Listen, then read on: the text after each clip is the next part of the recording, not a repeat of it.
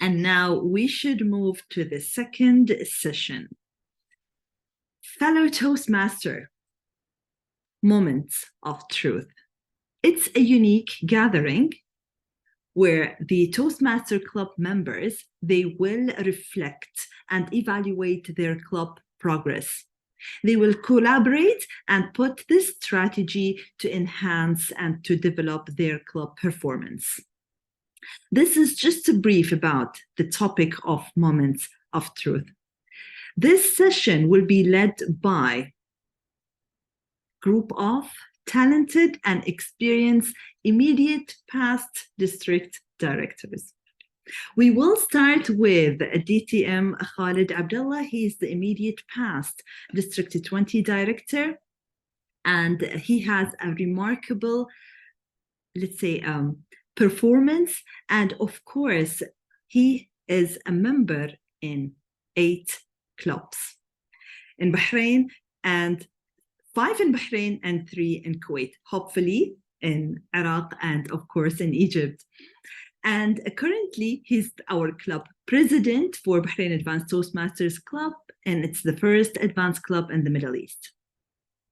And when I asked him, Khalid, why do you want to discuss the Moments of Truth? The answer was, Moments of Truth is an individual tool that will allow us to evaluate the quality of our club experience. And of course, we're all here to develop our communication and leadership skills, and we will do this if we will maintain a good club experience. Moving to the second, third, fourth, and fifth, those will be the panelists who will help or help in this session along with the DTM Khalid. We will start with DTM Iona Rodricks. She's the immediate past district director for District 123. She is a very, I can't see. Yeah, all right, she's here. So she has more than 23 years of experience in the Toastmaster organization. Wow. With membership in 3 districts, District 86, District 100, and of course, District 123. And of course, she's holding various of leadership positions. Moving to the third panelist. Do we have them all here? Yeah, all right. So District 59, immediate past District 59 director. Yes. DTM Arnout Nederpelt. He is a very experienced Toastmasters, achieved his first DTM in 2015 and just applied to receive his second DTM award. Congratulations. Currently, he is the immediate past District 59 director, and that consists of Netherlands, Belgium, Luxembourg, France, and Monaco. Moving to immediate past District 71 director, DTM Brenda, Lannon. She's a member of Toastmasters since 2010. She's a member in more than 3 Toastmasters club, and of course in different countries, and who meets in Dublin, Ireland. Of course, she meets in a hybrid club.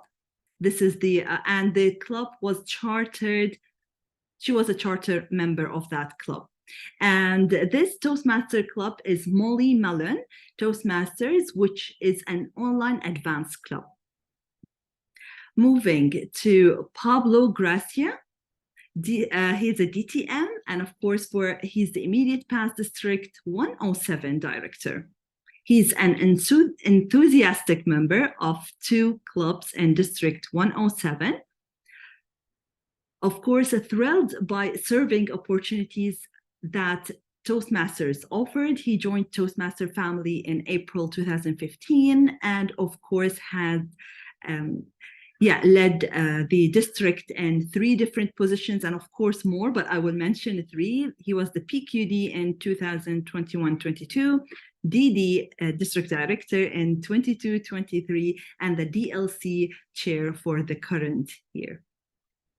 That's all from my side. I'm pretty sure that I can see all of them here, and they're ready, excited, and of course, we're more excited to hear from you. I would like to give the control to the panel moderator, DTM Khalid Abdulla.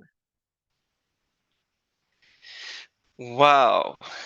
Thank you so much, DTM Zahra Al-Mukharrak, for the introduction. And thank you so much for the panelists for accepting to be part of this amazing session. Definitely, I look forward to that session. And I was honestly dreaming of that since the day that you said, yes, we will go for it. Something that happens behind the scene, and maybe not many of you are aware of that. We have a group called IPDDs of last year. And when DTM Ali thought of introducing the moments of truth as a vice president of education, I told DTM Ali, why don't we use a breadth of knowledge in the group that I'm already part of, which is the immediate past district directors. Sometimes I call myself also retired DD, and take those out of the retirements and bring them to Bahrain Advanced Toastmasters Club, and let's have fun. Let's share knowledge. Let's exchange experience. And especially when we have district directors from across the globe, they would come with their own experience from outside of our own district. So that would be really a fun session to come up with. Something that maybe many of you know about, that I'm really good in multitasking. So sometimes you would see me jumping from one place to the other. So for those who have a question, you can send them privately to me, and I will definitely pay justice to that. So I'm reading the chat as well. So this is one thing that you can do, but I warn you, because of my multitasking, sometimes I get disconnected. So my PC is not putting up with my multitasking, but let's see how it goes. If I at all vanish, trust me, I will come back. Moments of truth. I just shared a handout in the chat box for the general view of someone. I know that we have new members and we have experienced members. So we have varied audience, which is amazing. So if for those who might not be following what we are talking about, you can just open the handout and you would be going through the 6 moments of truth as per Toastmaster International. And let's have fun. That's what I usually do. I always have fun whenever things that I take, and DTM Pablo is smiling right now. We will not do so much fun, DTM Pablo. We will see. We will control. And talking about control, we'll try to limit each panelist from 1.5 to 3 minutes answer. And something that I am attempting today, which is a project panel moderation. So this is the one thing that I want to improve, and I shared with the panelists today. So let's move on and have fun. And the first fun part that we would be having is the first moment of truth, which is first impression. We all been there, done that. Some of you might be wondering, how come we are all here? And talking about myself, what made me join Toastmaster is not definitely the first impression is what took me here, but for the first invitation, someone said that, well, Toastmaster and all of this, and then he said food. So if you join Babco Toastmasters Club, that's my first home club. I always call all of them home clubs. So my first home club was Babco Toastmasters Club, and they have a delicious buffet toward the end of the meeting. So that's what pulled me to that first meeting. Now, what kept me here is another story, which might take some time. But I would definitely love to hear from our panelists on what do they remember of their first Toastmasters visit. How do they rate their first experience in Toastmasters? Let me address that question to DTM Iona. Thank you for the question, Khalid, and for the introductions as well. Zahra, that was really well done. I remember the first time I walked into Toastmasters, a group of people, they were speaking so eloquently. I remember the person being given a word and then they just spoke off the cuff, and I was in awe. They use all these terms as well. And then I thought, oh, there's a special thing going on and I need to be part of it. And then I ran away. And then I came back again and waited outside the door. And then they invited me in and I was hooked. So how do I rate it the first time? I always remember myself sitting, standing there in awe of these people thinking, I want to speak eloquently. And that's why I joined. Amazing. Thank you. Thank you so much, DTM Iona. Amazing answer. That's how we have DTM Iona, immediate past district director. Moving on with the same question to the other panelists. And let's just maybe hear, how did they join? Being there, joining us for the first time as first impression, and being here as a district director. So let me still go with the ladies. As gentlemen, we love, of course, to prioritize ladies first. So DTM Brenda, how did you get here from the first impression that you had in your Toastmasters meeting? Thank you, Khalid, and good afternoon. Good afternoon, everyone. I joined Fingal Toastmasters, which is based in Dublin in Ireland, in April 2010. And the reason I joined was out of curiosity.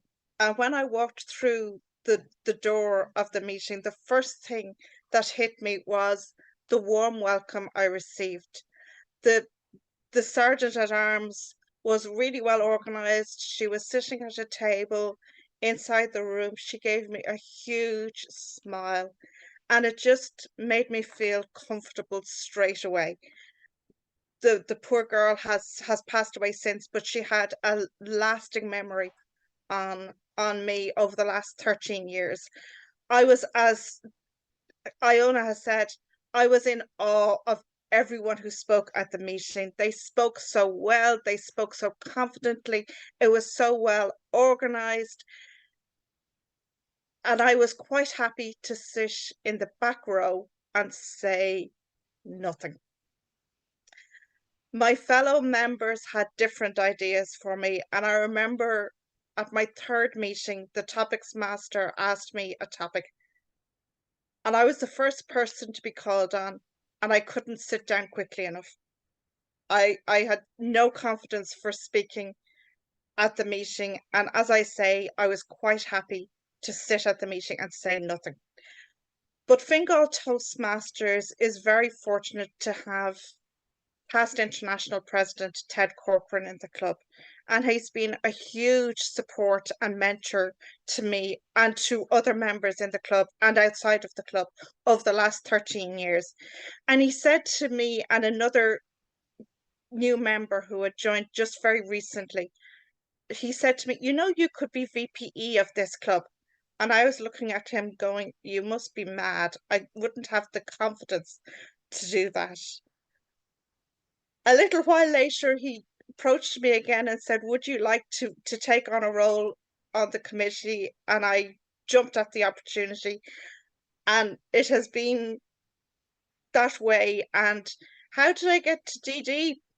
Well, it's a long story, which we don't have the time for, but I was asked by past District 71 Director Patricia O'Reilly to join her team when she was District Director as Administration Management Manager, and that's how my path to DD started. Thank you, Khalid. Wow, amazing. Thank you so much, DT and Brenda. So just a smile, and that's what, look at where she is right now, immediate past district director. Thank you so much, DT and Brenda. So moving on to IPDD Arnout. Your first impression. Yeah, my experience is quite a bit different as first impression, because when I first went to the first Toastmasters meeting, something went a little bit wrong. Because like many Toastmaster clubs, my own club, Toastmasters Eindhoven, has a habit of saying the meeting starts at 8 o'clock, but then it really starts at 8:15. So between 8 o'clock and 8:15 is when all the members come in, so that 8:15, everyone is there ready to start the meeting. But they did not tell that to new guests coming to the meeting. So looking to join the first meeting, I saw the agenda starting 8 o'clock, so I thought, well, okay, I don't want to be late for my first meeting, so I'll be there a quarter before 8. So when I arrived to my first Toastmasters meeting, I was the first one there, arrived to a closed door. And I had to wait outside the door for the first members to arrive and start the meeting. But luckily, after that, yeah, things picked up again at a really nice meeting. I got invited to join soon after became treasurer, and that, yeah, started my path in Toastmasters. So you can see that even with very special first impressions, you can still recover from it. Amazing answer, DTM Arnout. That's amazing.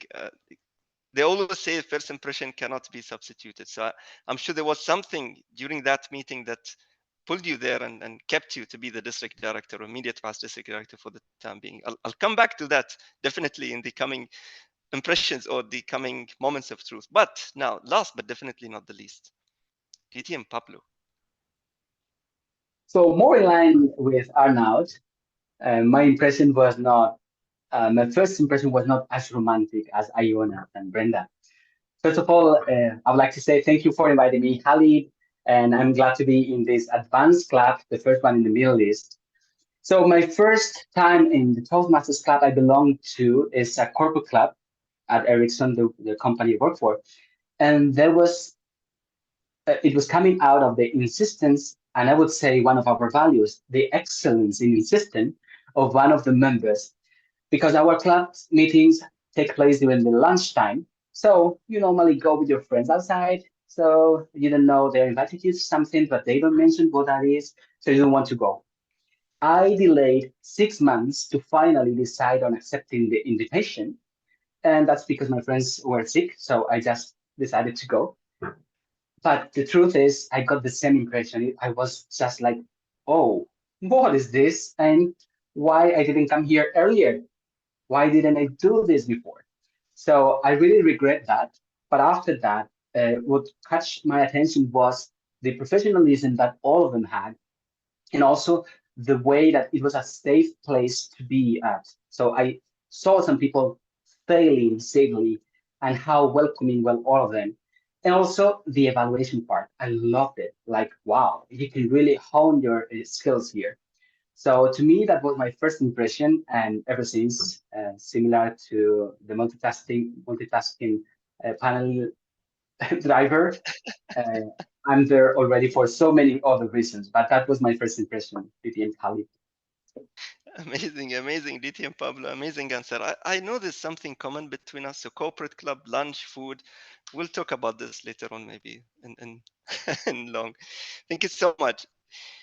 Amazing. So now we know what should be done. We know we have experience, well, some bad, some good, but we can definitely improve. And that's how we have the immediate past district director that you have in the house. Moving on with the next question that I have, and I would like to address this to DTM Brenda, because I heard through her introduction that she has hybrid setup. So we progressed from being in person, then online, COVID, and now we are in the era of hybrid setup or hybrid meetings. So DTM Brenda, how can we maintain that good first impression during hybrid setup? Thank you, Khalid.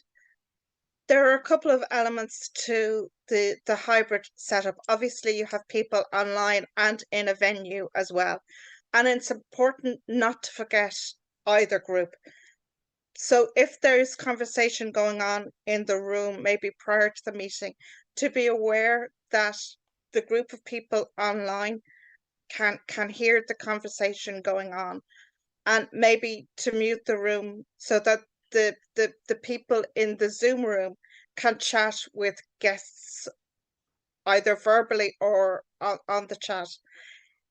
The connection between those in the room and those online is really important. And one element is sound. I think the sound is key to have a good setup where you have no background noise, where you have good quality sound. I think is crucial, and a good internet connection. The hybrid club that I'm a member of is in a rural part of Ireland, but we're very fortunate that we have a very, very good broadband connection. So generally speaking, we have a good connection.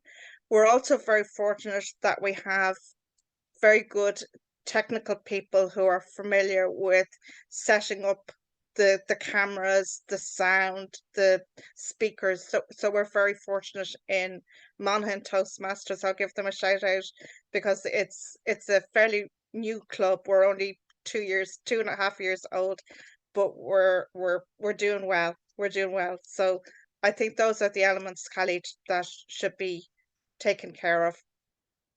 Thank you.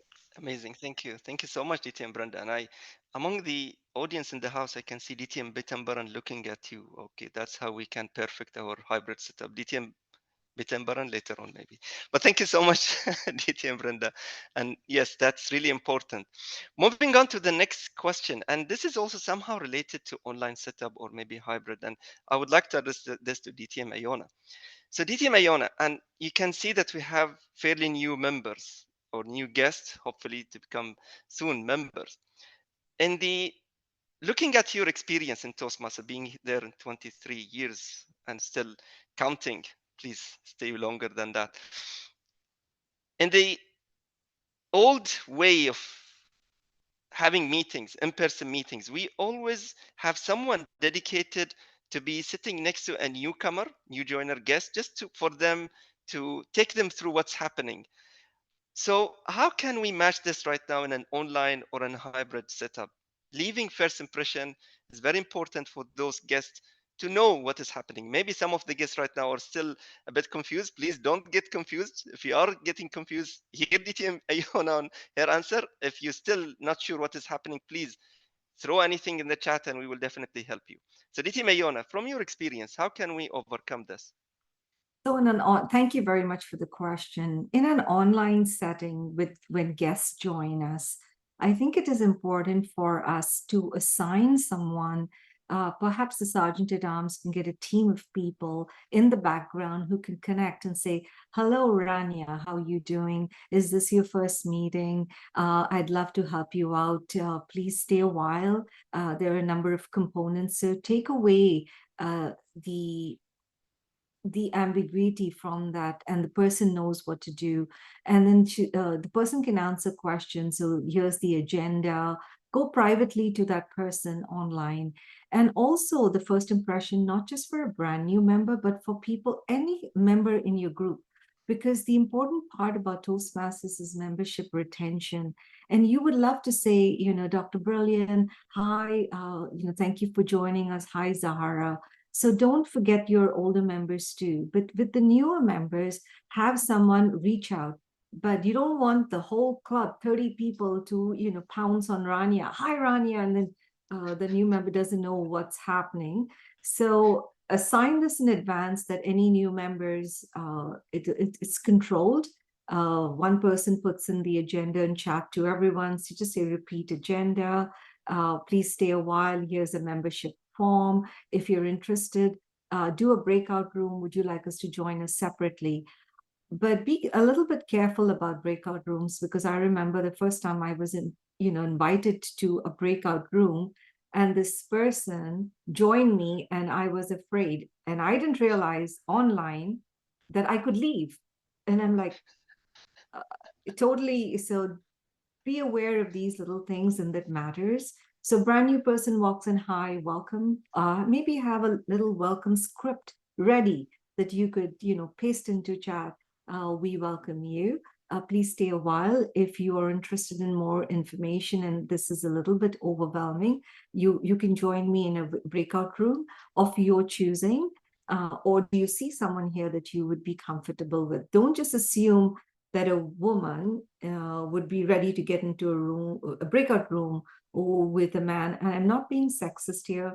I'm talking about Arabia, where women are afraid, where, India, where people are concerned about how they're perceived, and do not know online who are the people around them.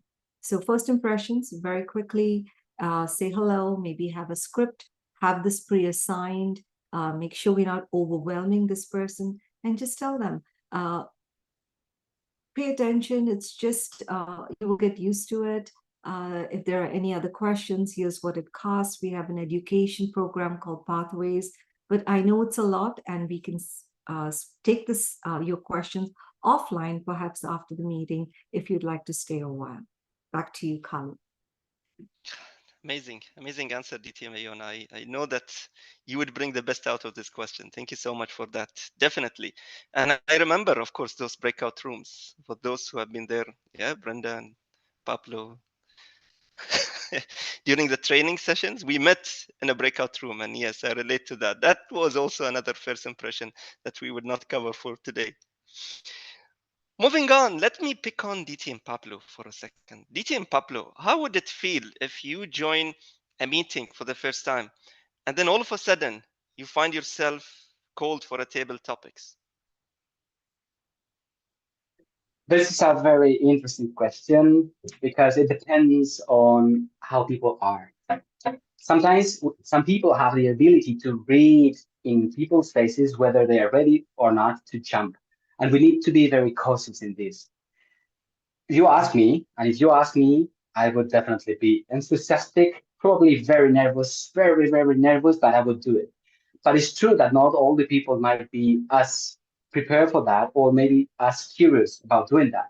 So as a first impression approach, systematically thinking of a club environment, I would rather go into a more conservative way, which might be we like to encourage newcomers to jump into this section, things like that. Maybe having a first intervention from someone from the club, even not choosing like those stars that they always do it great, because otherwise people might be afraid. But probably just mentioning that we have all been there and it's fun and it's also safe to do it. So we will encourage them to do that. Again, some people will love the thrills of you throwing them into the lions and starting like that. So I don't know, probably if you are a good mind reader or a face person reader, you might decide, okay, right now I see that Brenda would love to jump into the stage and do the table topics. Or maybe with you just be more conservative, just to make sure that the first impression lasts and the members finally decide to join you. Amazing. Thank you so much, DT and Pablo. I would not really throw you on that. I saw somewhere in the chat that you were just given a table topic. So I hope that you will come back to Bahrain in advance. Moving on to the next. Let's explore the next moment of truth, which is membership orientation. And I thought that question is really apt for DTM Arnout. I don't know what made him stay until now to that first bad impression. Excuse me if I say that. But how was your induction ceremony? And what do you remember?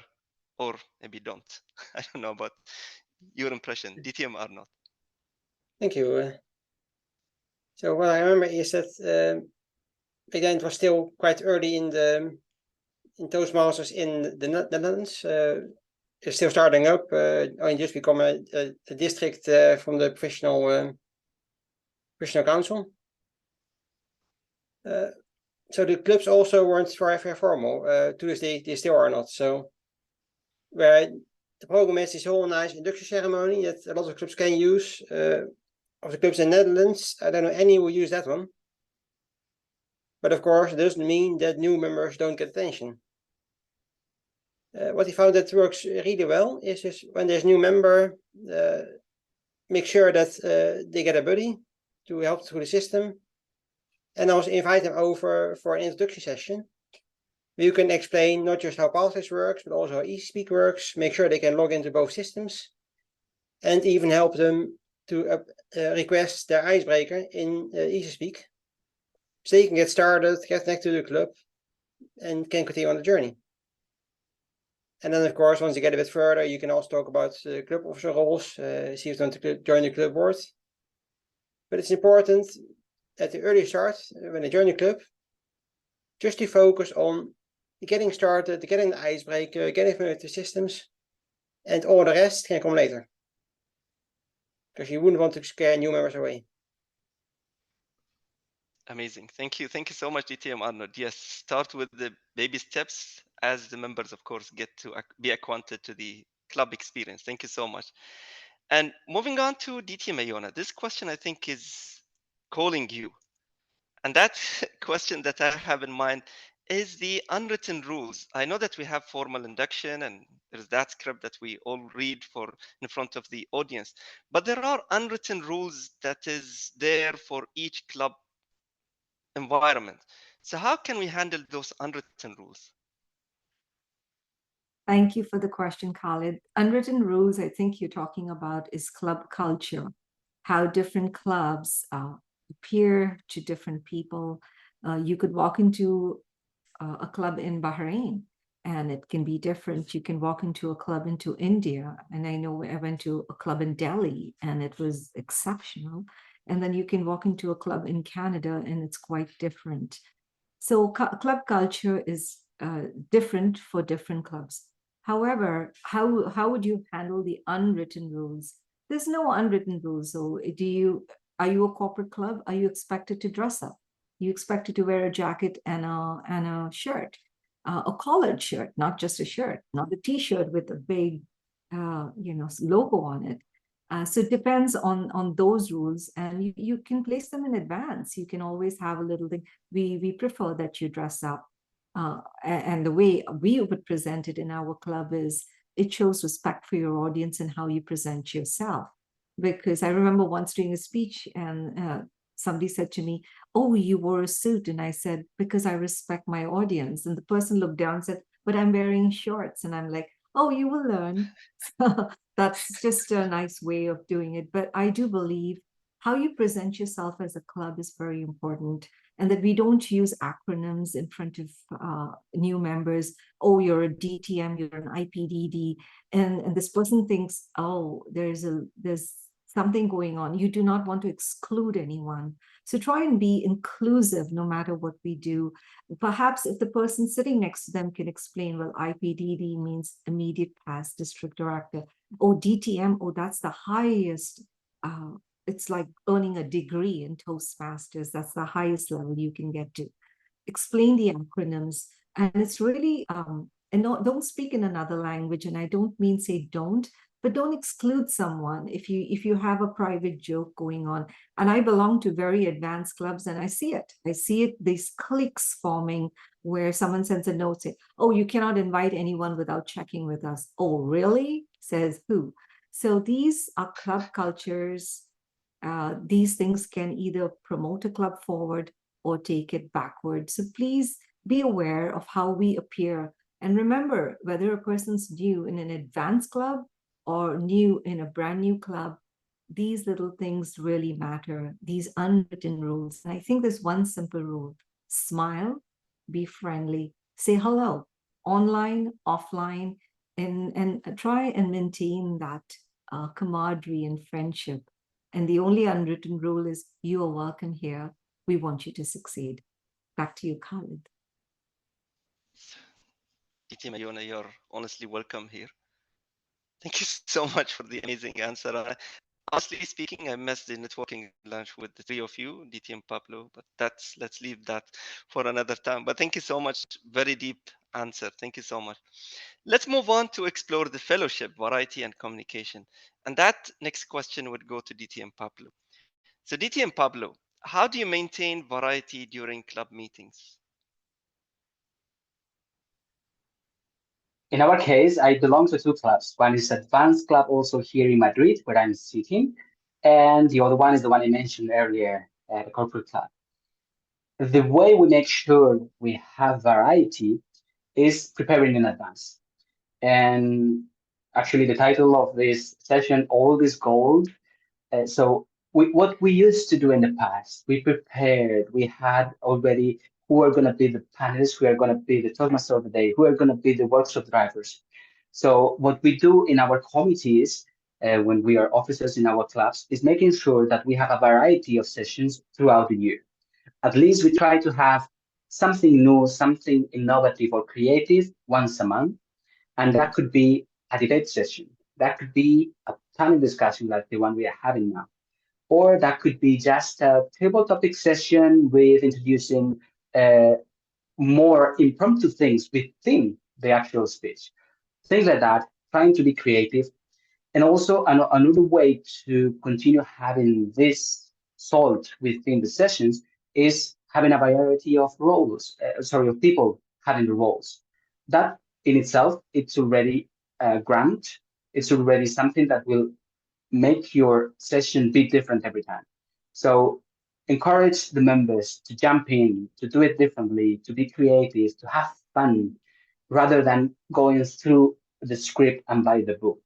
And that itself, with those ones that are around, I believe all those masters share something which is innate in us, for sure will bring variety to your sessions. Amazing. Thank you. Thank you so much, DT and Pablo. Let's have fun. And honestly, I'm really having fun, so much fun learning from all of you IPDDs. Thank you so much for all of your wisdom. Moving on to the next moment of truth, which is program planning and meeting organization. And that next question goes to DT and Brenda.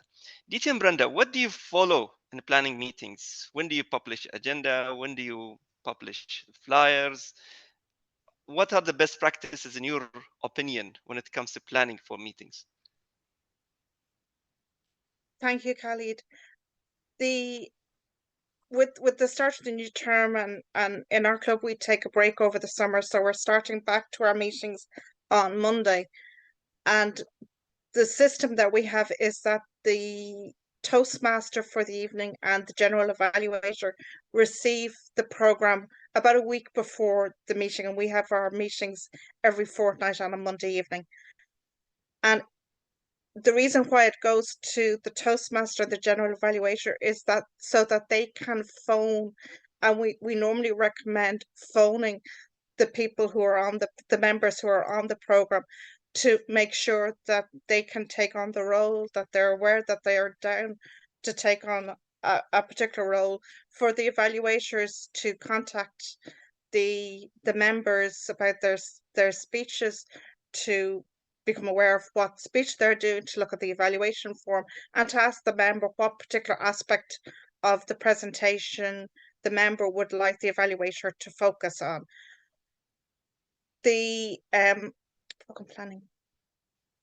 So our program is normally sent out to the members about 3 or 4 days before the meeting, but it goes to the Toastmaster and the general evaluator about a week beforehand.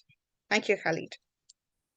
Amazing. Thank you. Thank you so much, DT and Brenda. Yes, something that we really need to remember.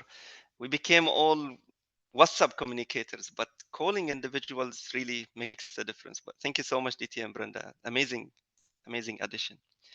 Moving on to the next membership strength, the next moment of truth. And the next question goes to IPPD Arnout. The question that I have, IPPD Arnout, something that many of the districts are struggling with, which is retention. And talking about membership strength is really linked to retention. So how do you ensure members pay to stay in clubs? How do we retain members, in your opinion? I think there are multiple factors there. I think it's always important that you don't chase members away, so they should feel safe. Safe to be themselves, safe to speak for the group.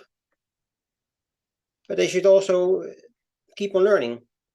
Learning by taking on new roles, new challenges, learning by maybe become part of a club board, going to area, division, district. And of course, learning from each other, because every member puts their own knowledge, their own expertise into every speech. I think if members realize that they can keep on growing, learning from each other, then they will stay in the club.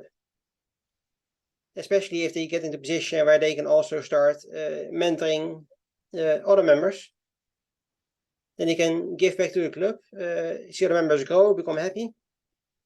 And that also instills some form of pride, which also again binds people to the club. So I think that if you create a safe space, provide variety, learning, fun, people will just stay by themselves. Great, amazing. Thank you so much, DT and Arnout. It's again going back to the basics, it's just basically adding value to the members' experience, and that's how we retain members. Thank you so much. Moving on, I can see DTM Iona is unmuting herself, so she's calling me to give her the next question, which is amazing. So achievement recognition, linking what DTM Arnout just said to the achievement recognition, which is the 6 moments of truth. How can we go that extra mile to ensure members are recognized for whatever they do? So the key to success in Toastmasters is really simple. If members are speaking and if each person is speaking at a meeting, they are succeeding. And when they keep speaking, they achieve an award. They might achieve their level 1 pathways, or they might achieve their DTM. The question is, how do we celebrate and recognize everything people do? In Toastmasters, we clap when a person speaks. We acknowledge, so that's recognition. When a person achieves an award, we make a big thing about it. We have a certificate. We can print out the certificate, give it to them, have their name. I've seen clubs do this even online. Khalid won his DTM, have his name, have the DTM certificate with it, and said, "We are proud of you." Put it on Facebook, put it on online in the district, on the district website, and at the club, have your own website that promotes this. I see clubs that say, we have an immediate past, or we have a district director, or we have a person here. That's all recognition. I think at the end of the day, each one of us are looking for recognition, and each one of your members is looking for recognition. So when they earn an award, especially a DTM, make a big deal about it, because it is a big deal. I don't know about the rest of you, but it took me 5 years to earn my DTM, and it was a big thing. So when people earn an award, or 1 triple crown, or two awards, or 3 awards, make a big deal, publish it, perhaps have a past district officer come to the club and give them, or the area director, give out the award during their ceremony. Now you've acknowledged not just the area director, but also the person receiving the award. I think we've just lost Khalid. No, I you hope that can't lose answers me your question. No, you can't lose me. I always jump in whenever needed, but just trying to make sure that you don't miss me for long. Thank you so much.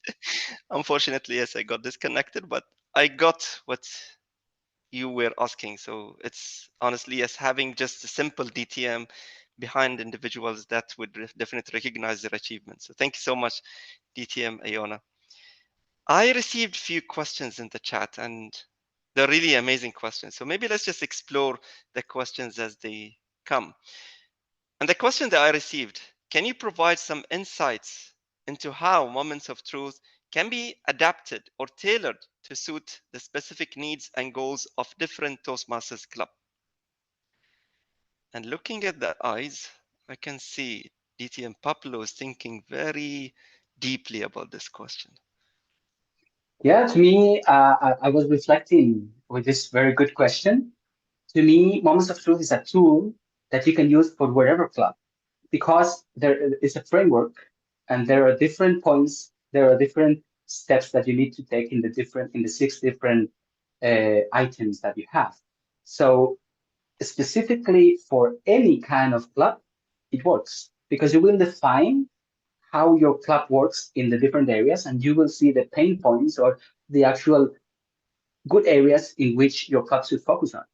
So give it a try. If you don't know it, you got the transcript from the team Khalid in the chat for these moments of truth, and you will see that it really serves every club, whatever it is.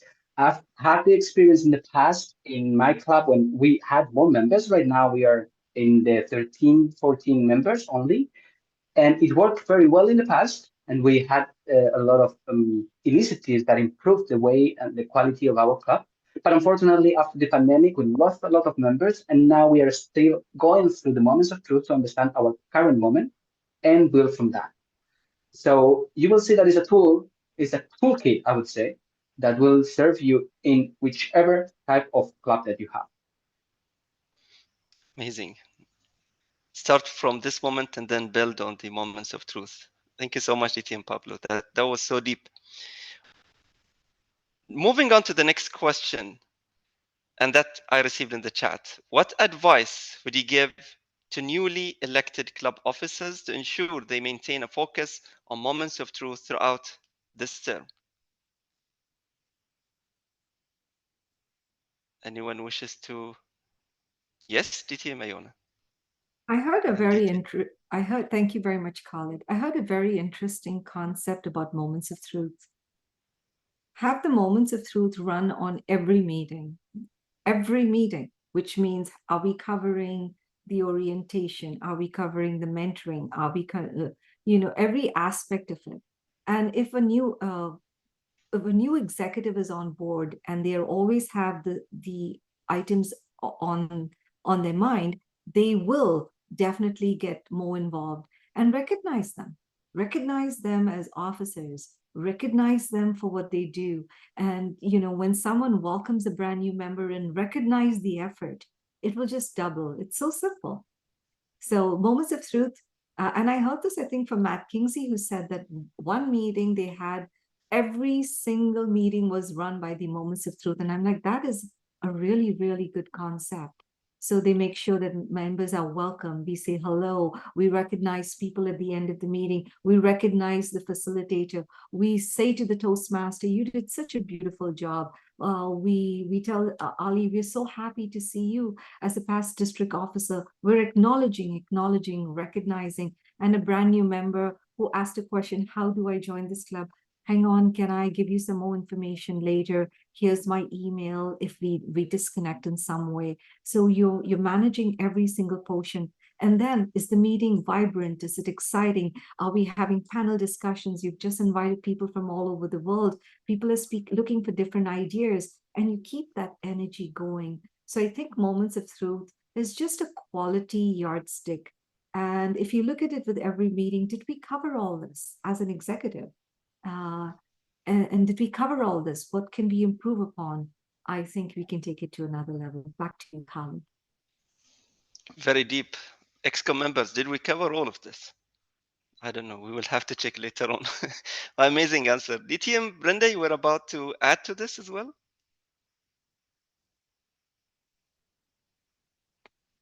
Sorry, Khalid, just got out of my head what I was going to say. Sorry about that. No worries, no worries. Then don't go away. I have the next question for you. There was a question in the chat as well, which is a nice question. What are some key takeaways or lessons learned from your experiences with moments of truth that other Toastmasters Club can benefit from? I think providing well-organized, well-planned, well-delivered meetings where everybody involved in the meeting is prepared for whatever role they may be taking on. Also, a key thing is to be mindful of your guests, because if I go back 13 years to my first meeting, I sat beside someone who was speaking me through what was happening at the meeting.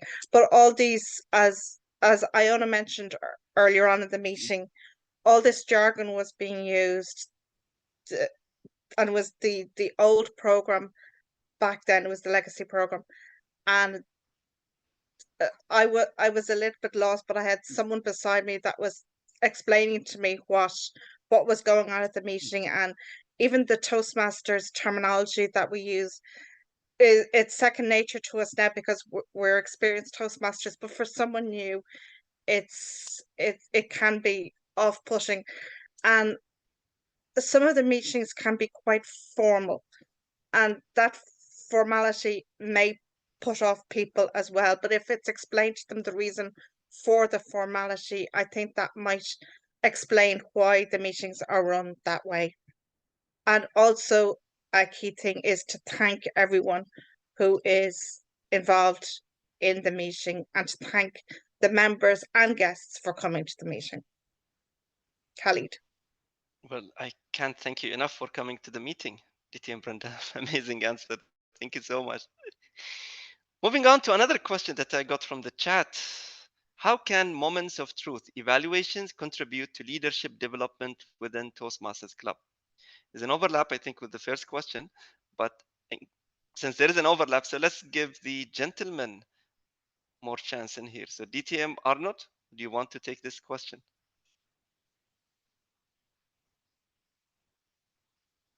Yeah, sure. Okay, repeat the question. I was just reading a comment in the chat, so I missed the question. No worries. So how can moments of truth evaluations contribute to leadership development within Toastmasters Club?